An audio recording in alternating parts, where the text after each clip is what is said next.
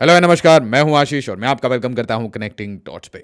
Donald Trump की अगर आप स्पीच सुनेंगे और वो बेंजामिन नेतन्याहू से मिल रहे थे, वहां पे आपको एक चीज बहुत क्लियरली समझ आएगा कि अमेरिका कहीं ना कहीं ट्रंप टावर्स बनाना चाहता है गाजा में। सही सुना, गाजा।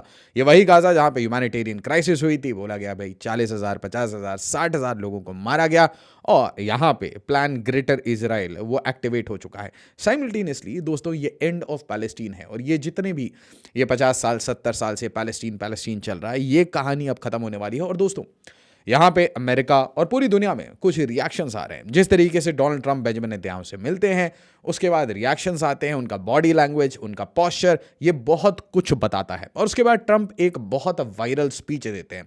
इस स्पीच में वो कहते हैं कि मैं गाजा को अमेरिका के कंट्रोल के अंडर ले लूंगा, गाजा को साफ कर दूंगा। एक एक शब्द समझेंगे। यहां पे ध्यान से देखिए, एक यूजर लिखता है, ladies and gentleman, the president of United states of America Benjamin Netanyahu finally arrive. दोस्तों, ये तंज कसा जा रहा है कि भाई who is the actual president of America. कैसे नेतन्याहू इतने पावरफुल है। और पहले आपने देखा होगा कि जब भी नेतन्याहू आते थे तो प्रो हमास प्रोटेस्टर्स ये सब आ जाते थे रोड पे, बट इस बार देखिए बिल्कुल आपको दिखेगा राइट विंग सर्ज और राइट विंग कंजर्वेटिव्स वो एक तरीके से बुला रहे थे कि भाई बेंजामिन नेतन्याहू आओ, you are the best friend. कुछ इमेजेस देखिए, बिल्कुल ध्यान से दोनों की बॉडी लैंग्वेज को नोटिस करिएगा। क्या आपको लग रहा है कि बेंजामिन नेतन्याहू के ऊपर आईसीसी आईसीजे इन्होंने केस कर रखा है जेनोसाइड का? Look at the smile. ये स्माइल एक विक्टर का है कि मैं हर कंडीशन में, हर डायमेंशन में, सारी कंट्रीज से, बहुत सारी कंट्रीज मेरे साथ लड़ रही थी, मैं सबसे जीत चुका हूं और भाई मेरा सपोर्टेड प्रेसिडेंट आज अमेरिका में पावर में है। बाइडन को मैं बाहर निकाल चुका हूं और अमेरिका का प्रेसिडेंट जानता है कि भाई कहीं ना कहीं बहुत तगड़ा सपोर्ट शिनबेट मोसाड से मिला है और ये जो जूइश लॉबी है, मनी है, इसने मुझे काफ़ी मदद किया है। तो नेचुरल सी बात है, ये एक ब्रदरली फ्रेंडशिप वाला। बट लोगों ने कहा कि भाई ये तो अब बैरा बन गया है, डोनाल्ड ट्रंप अब बैरा बन चुका है। भाई किसका? नेतन्याहू का। और नेतन्याहू ये कौन था? ये वही ब्लडी वॉर क्रिमिनल था जिसके बारे में एक छोटी सी ट्वीट, एक क्लिप है ना जेफरी शैक्स की, वो शेयर कर दी थी ट्रूथ सोशल पे डोनाल्ड ट्रंप ने। बॉडी लैंग्वेज देखिए, डोनाल्ड ट्रंप है ना पीछे से पेन पास कर रहे हैं और Benjamin Netanyahu is so happy कि भाई ट्रंप उनके साथ एकदम ब्रदरली झप्पियाँ कर रहे हैं, बिल्कुल पप्पियाँ कर लें, है ना। यहाँ पे देखिए just just the smile, the green कि भाई मुझे पता है मैंने क्या किया, मुझे पता है क्या ह्यूमन राइट वायलेशन मैंने किया, बट देखिए मुझे कोई कुछ छू नहीं सकता क्योंकि अमेरिकन प्रेसिडेंट मेरे जेब में है। The look of a victor. हल्का सा भी आपको लग रहा है, हल्की सी भी गिल्ट है, हल्का सा भी सॉरीनेस है? नहीं, कभी भी नहीं। फेस देखिए आप और यहां पे आपको लगेगा कि डोनाल्ड ट्रंप की बॉडी लैंग्वेज कुछ बता रही है। डोनाल्ड ट्रंप की बॉडी लैंग्वेज थोड़ी सबमिसिव दिख रही है। Look at Benjamin Netanyahu sitting very straight, ठीक है, बिल्कुल हैंड जेस्चर्स इन कंट्रोल, और वहीं पे स्लाउच करते हुए Donald Trump. Look at the images, एक एक करिए, स्लाउच देखिए, स्लाउच मूवमेंट, और ये स्लाउच मूवमेंट के साथ फेस पे ब्लश है। और ये ब्लश क्यों है? क्योंकि यहां पे नेतन्याहू तारीफ कर रहे हैं कि is the best friend, Israel का बेस्ट फ्रेंड है। और यहां देखिए डोनाल्ड ट्रंप को रिटर्न करना पड़ता है फेवर, वो बेंजामिन नेतन्याहू की तारीफ करते हैं और बेंजामिन नेतन्याहू प्राउड, बिल्कुल चेस्ट थंपिंग विक्ट्री करके आए हैं। And look at him, he has to praise Netanyahu. ये सारी इमेजेस जो है ना, एक एक इमेज, एक एक पोस्चर आपने देखा होगा। प्राइम मिनिस्टर मोदी के साथ कभी डोनाल्ड ट्रंप मिलते हैं और मिलने वाले हैं और वहाँ पे यूनोस, बांग्लादेश, सबकी बात होगी। बट आप एक चीज़ देखिएगा कि अगर प्राइम मिनिस्टर मोदी के कंधे पे डोनाल्ड ट्रंप हाथ रखेंगे तो प्राइम मिनिस्टर मोदी क्या करते हैं? वो हाथ के ऊपर हाथ रख देते हैं। तो एक एक जेस्चर इंपॉर्टेंट होता है और ऐसा लग रहा था कि डोनाल्ड ट्रंप बिल्कुल प्रिपेयर्ड थे कि भाई ये तो मेरा भाई है, इसके सामने तो मुझे झुकना ही है। He was ready. बट कहानी थोड़ी सी बड़ी है क्योंकि पूरे मिडिल ईस्ट की ज्योग्राफी, सिविक्स, सब कुछ, हिस्ट्री वगैरह सब कुछ चेंज होने वाली है और यहाँ पे बहुत बड़ी इकोनॉमिक्स है। और मैं आपको कहूँ इस सारी कहानी के पीछे रियल एस्टेट है, घर है, रिजॉर्ट्स हैं। तो आपको कैसा लगेगा ना? ध्यान से देखिए, मिडिल ईस्ट में एक बहुत इंपॉर्टेंट कंट्री है, अमेरिका की सबसे बड़ी एलाई। कुछ लोग ये कहते हैं कि भाई इजराइल अमेरिका को चलाता है रादर देन वाइस वर्सा। और यहाँ पे ध्यान से सोचिए कि इजराइल के बारे में ऑलरेडी डोनाल्ड ट्रंप कह चुके हैं कि इजराइल का साइज बड़ा छोटा है। इजराइल का साइज अगर थोड़ा बड़ा होता तो वर्ल्ड मैप में अच्छा लगता। और मिडिल ईस्ट की पूरी फॉरेन पॉलिसी, मैं कहूँगा American foreign policy in middle east, ये डिटरमाइन होती है कि इजराइल एग्जैक्टली क्या चाहता है, क्या करना चाहता है। और इसलिए मल्टीपल वॉर्स आप पूरे रीजन में देखिए, सीरिया, इराक, ईरान, इजराइल के पास लेबनान, मतलब हिजबुल्ला, हमास, होती, हर जगह आपको दिखेगा जहां पे भी यूएस मिलिट्री का इंटरफेरेंस है, इंटरवेंशन है, वो इजराइल को डिफेंड करने के लिए, बचाने के लिए। और यहीं पे ईरान ने ये जो प्रॉक्सीज बनाई थी, इसमें से सबसे इंपॉर्टेंट प्रॉक्सी जिसने कि 7 अक्टूबर अटैक किया था इजराइल के ऊपर, वो था हमास। और हमास को डेसिमेट करने के बाद फाइनली सीज फायर कर लिया, क्योंकि डोनाल्ड ट्रंप को एक ही विक्ट्री दिखानी थी, और वो विक्ट्री थी कि मैंने हॉस्टेज छुड़वा दिए और मैंने गाजा में सीज फायर कर लिया। बट दोस्तों, आपको समझ आएगा कि over the period of time इस गाजा स्ट्रिप का क्या होने वाला है, डोनाल्ड ट्रंप क्या करना चाहते हैं, उनका एग्जैक्ट प्लान क्या है इस छोटी सी पट्टी पे। यहाँ पे जो 2 मिलियन लोग रहते हैं, इनका क्या होने वाला है, इनका फ्यूचर क्या होने वाला है। तो पहली बात इनका कहना है कि भाई देखिए, गाजा स्ट्रिप जो है ना, वो एक डेमोलिशन साइट है, वो एक कचरे का डिब्बा है, ये अनसैनिटरी कंडीशंस हैं, कहीं पे भी आप समझिए यूरिनल्स नहीं है, वॉशरूम्स नहीं है, घर नहीं है, लोग आराम से ओपन डेफिकेशन कर रहे हैं, कोई हाइजीन नहीं। और अगर ऐसी हाइजीन नहीं है, यहाँ पे सड़ा हुआ पानी, मलबा, सारा कचरा एक साथ जमा हो रहा है, तो इवेंचुअली क्या होगा, यहाँ पे एपिडेमिक हो सकता है, यहाँ पे बीमारियाँ फैल सकती हैं। सेकंड आर्ग्यूमेंट उनका ये था कि भाई गाजा अब कुछ बचा है नहीं, Gaza is rubble, it's a demolition site, इसको बिल्कुल मतलब बॉम्ब से उड़ा दिया है, और इसके बाद इसके ऊपर रोड रोलर्स चलाए गए हैं। तो एसेंशली अब इसको यहाँ पे रह के अनसैनिटरी कंडीशंस में, अनसेफ कंडीशंस में रहने का कोई फ़ायदा नहीं है, यहाँ पे बच्चे वो बीमार हो जाएंगे। और इसलिए हमको पूरे मिडिल ईस्ट को एक जॉइंट एफर्ट करना पड़ेगा। और वो जॉइंट एफर्ट एग्जैक्टली क्या होगा ना, आपको कोई क्वेश्चन है तो आप मुझसे पूछ सकते हैं मेरे इंस्टाग्राम पे, या फिर जुड़ सकते हैं मेरे लिंक्डइन पे। और वीडियोस की अपडेट चाहिए तो आप जरूर ज्वाइन करिए मेरा टेलीग्राम ग्रुप। सिविल सर्विस की प्रिपरेशन कर रहे हैं, ज्वाइन कर सकते हैं फाउंडेशन बैच करोल बाग में, उसी टाइम में मुखर्जी नगर में हिंदी मीडियम में, और उत्तर प्रदेश के प्रयागराज में, बिहार के पटना में। Best possible faculty, prelims, mains, interview, integrated preparation, PYQs के साथ आपको सिविल सर्विस की प्रोफेशनल टीम देगी। Now Trump proposes the US taking ownership of Gaza strip. मतलब क्या है, मैंने आपको कहा Israel is the best ally है ना, बेस्ट फ्रेंड मान लीजिए, भाई मान लीजिए। कभी कभी कुछ लोग कहते हैं इजराइल बड़ा है, इजराइल इज मोर पावरफुल, उसका इन्फ्लुएंस, उसका पैसा, द जूइश मनी, ये बहुत इंपॉर्टेंट है पूरी दुनिया के लिए, पूरे ग्लोबल फाइनेंशियल सिस्टम में जूस ने डोमिनेशन कर रखा है।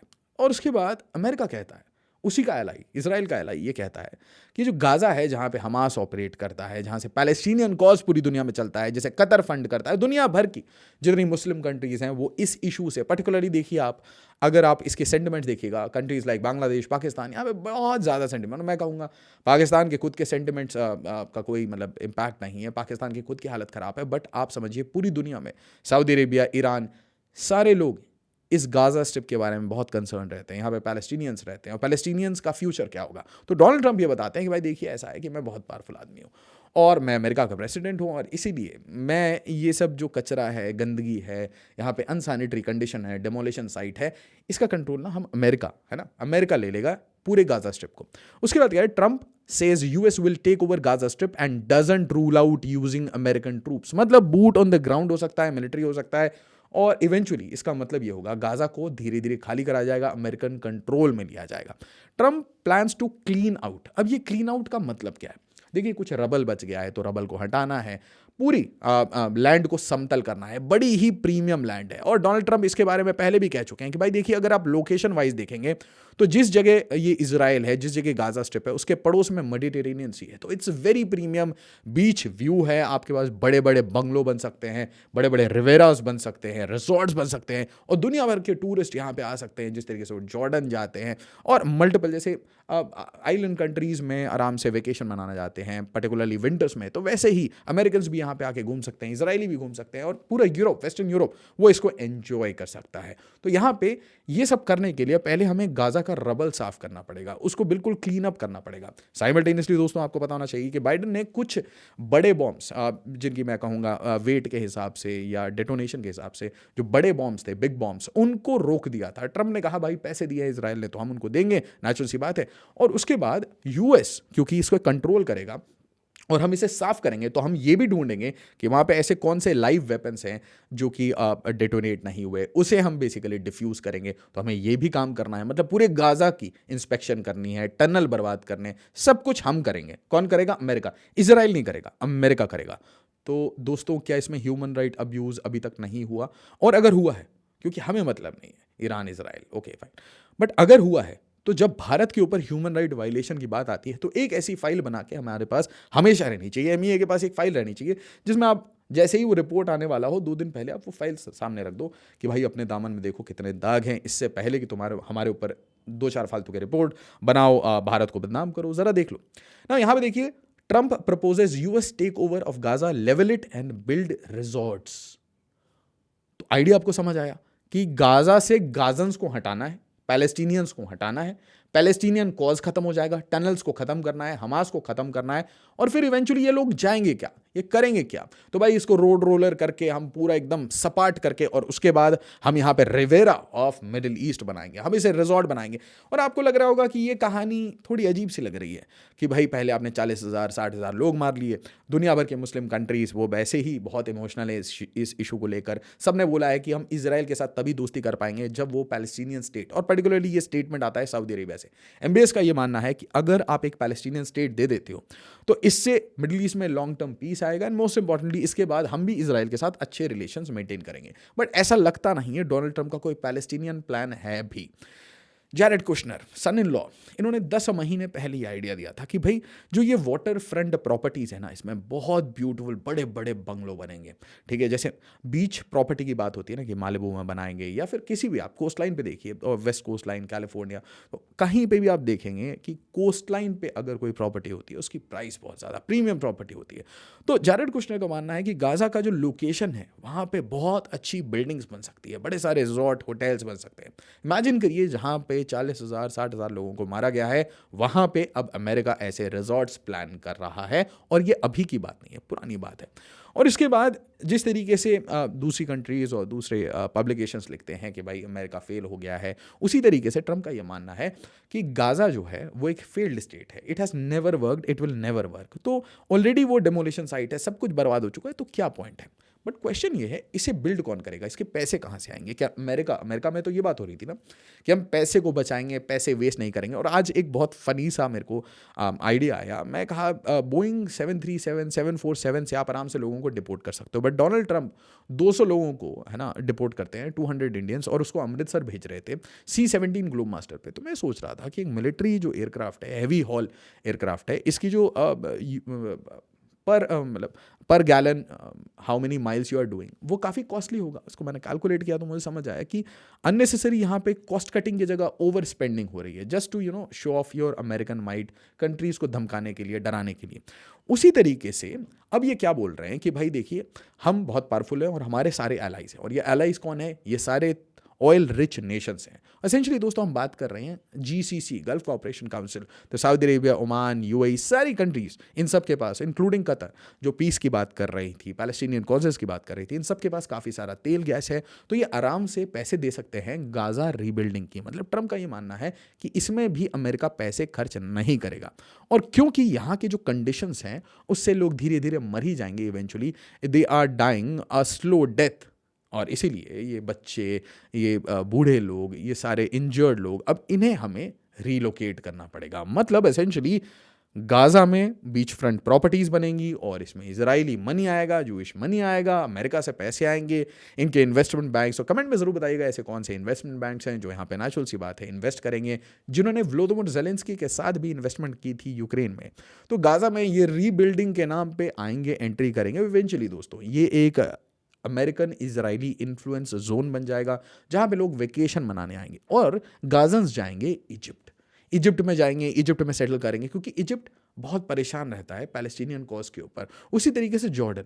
तो ट्रंप बेसिकली ये कह रहे हैं कि if you care so much about Palestinians, absorb them.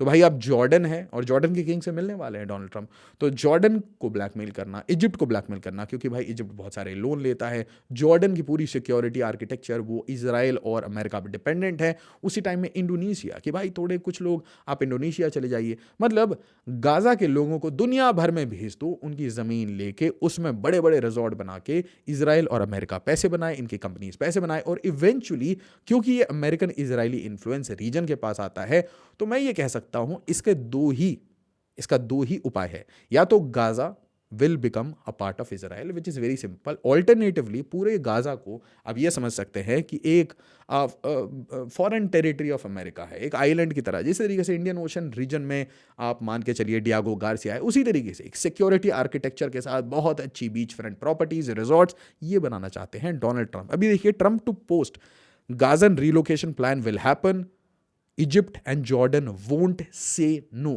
तो ये जियोपॉलिटिकल ब्लैकमेल है। यहां पे आपको पता है छोटी कंट्रीज है, कुछ कह नहीं सकती। अल जजीरा कहता है Jordan faces geopolitical blackmail after Trump Gaza demand, Trump's Gazan relocation plan condemned. कहां की बात हो रही है? इंडोनेशिया। तो इंडोनेशिया मना कर रहा है, जॉर्डन मना कर रहा है, इजिप्ट मना कर रहा है, सब परेशान है। बट आपको अब समझ आएगा कि यहाँ पे प्लान कुछ और है। एक साइड में जैसे ही आपने गाजा हटाया, गाजा से आपने पैलेस्टीनियंस हटाए, तो खत्म हो गया एक साइड से कोई भी थ्रेट। अब इजिप्ट इजराइल से लड़ाई नहीं कर सकता। इजिप्ट अमेरिका से पैसे लेता है, एक बहुत इंपॉर्टेंट एलाई है, रिप्रोचमेंट कर चुका है। तो मतलब एक पूरे फ्रंट से, एक पूरे बॉर्डर से इजराइल की एनिमी गायब। दूसरी बात, अब बात आती है हिजबुल्लाह की। हिजबुल्लाह को ऑलरेडी डेसिमेट कर चुके हैं, और डेसिमेट करने के बाद बेंजामिन नेतन्याहू सीरिया में असद रेजिम के फॉल होने के बाद सीरिया में काफ़ी बड़े इनरोड्स कर चुके हैं। और ये इनरोड्स करने के बाद दुनिया कह रही है कि धीरे धीरे धीरे इजराइल और America along with US military एक साइड से, अलॉन्ग विथ CIA एक साइड से, ये सब मिलके धीरे धीरे they are going towards Syria. और टॉप से आपको दिखेगा कि तुर्की भी अपनी इन्फ्लुएंस बढ़ा रहा है। तो कुल मिला के नाटो का आर्किटेक्चर, अमेरिका का आर्किटेक्चर, इजराइल का आर्किटेक्चर सीरिया को टेक ओवर कर रहा है। और अगर कोई आदमी इसके बारे में कुछ कह सकता है तो वो होगा ईरान। बट ईरान को साथ ही साथ वार्निंग मिल गई। डोनाल्ड ट्रंप क्या कहते हैं? Iran would be obliterated. US President Donald Trump warns if it assassinates him. सीधी धमकी ईरान को कि खत्म करके रख दूंगा। और इवेंचुअली आप देख सकते हैं, और ये थोड़ा फनी हो सकता है आपके लिए, कि भाई ट्रंप टावर्स आपको गाजा में मिलना शुरू हो जाए। यू शुडंट बी सरप्राइज, क्योंकि अमेरिका इसी तरीके से बिजनेस करता है। दूसरी कंट्रीज को इसके मल्टीपल प्रेसिडेंट ये सिखाते हैं, over the period of history इन्होंने ये सिखाया है कि कैसे इन्होंने डेमोक्रेसी फैलाई है। बट दोस्तों, इनकी सबसे बड़ी एजेंसी USAID और नेशनल इंडाउमेंट फॉर डेमोक्रेसी पे बड़े सारे क्वेश्चन है। अगर आपको इसके बारे में कुछ पता है तो कमेंट में ज़रूर बताइएगा। वीडियो को लाइक ज़रूर करिए। बच्चा बच्चा ये कहानी समझे, डेप्थ में चीज़ों को समझे। Let's connect the dots. और एक बंदा जो कुछ कह सकता था वो था व्लादिमीर पुतिन, जिसने एसेंशियली इस पूरे एक्सिस ऑफ रेजिस्टेंस, ईरान के एक्सिस ऑफ रेजिस्टेंस को सपोर्ट किया था। बट आज व्लादिमीर पुतिन क्या कोशिश कर रहे हैं कि भाई किसी भी तरीके से बैक चैनल से बात हो, और एक कॉमन वेन्यू पे, कहीं मिडिल ईस्ट में, सऊदी अरेबिया में, UAE में, कहीं एक जगह मीटिंग हो जाए डोनाल्ड ट्रंप की और व्लादिमीर पुतिन की। और साइमल्टेनियसली आपको पता होगा मिडिल ईस्ट में ट्रैवल करेंगे डोनाल्ड ट्रंप, और बड़ा सा ऑर्डर भी एक्सपेक्ट करेंगे from Saudi Arabia, Qatar, Bahrain and all the countries. अब UAE हर कंट्री से एक्सपेक्ट करेंगे कि भाई एटलीस्ट सऊदी अरेबिया $600 बिलियन के कॉन्ट्रैक्ट्स दे दे, और $100 बिलियन के UAE दे दे। तो he will go to Middle East, वहाँ पे व्लादिमीर पुतिन से मिलेंगे। और व्लादिमीर पुतिन क्या चाहते हैं? वो यूक्रेनियन ज़मीन चाहते हैं, और इसीलिए वो बिल्कुल शांति से बैठे हैं। तो कहीं ना कहीं आज ईरान अलग थलग पड़ चुका है। ईरान खुद डरा हुआ है कि ट्रंप ऐसे आइसोलेटेड ईरान के साथ क्या क्या कर सकते हैं, क्योंकि आज कोई भी बचाने के लिए नहीं है ईरान को। तो अगर इजराइल और डोनाल्ड ट्रंप इनका दिमाग खराब हो गया तो ईरान के लिए खतरे की घंटी है। न्यूक्लियर वेपन्स अभी तक बने नहीं, अगर वो बन जाते तो ये बहुत बड़ा डेटरेंस होता। साइमल्टेनियसली उनके सबसे बेस्ट एलाई व्लादिमीर पुतिन ये खुद ट्रंप के साथ रिप्रोचमेंट कर रहे हैं। और चाइना ये चाहता है कि भाई ये जो ट्रेड टैरिफ वॉर है ये खत्म होके एक तरीके से एक नई फ्रेंडशिप शुरू हो under the presidency of Donald Trump. तो दोस्तों, क्वेश्चन ये है कि क्या, और बहुत इंपॉर्टेंट क्वेश्चन, कि क्या अमेरिका डेमोक्रेसी का सबसे बड़ा रक्षक है या उसी का सबसे बड़ा भक्षक है? एज ऑलवेज, जय हिंद, जय भारत।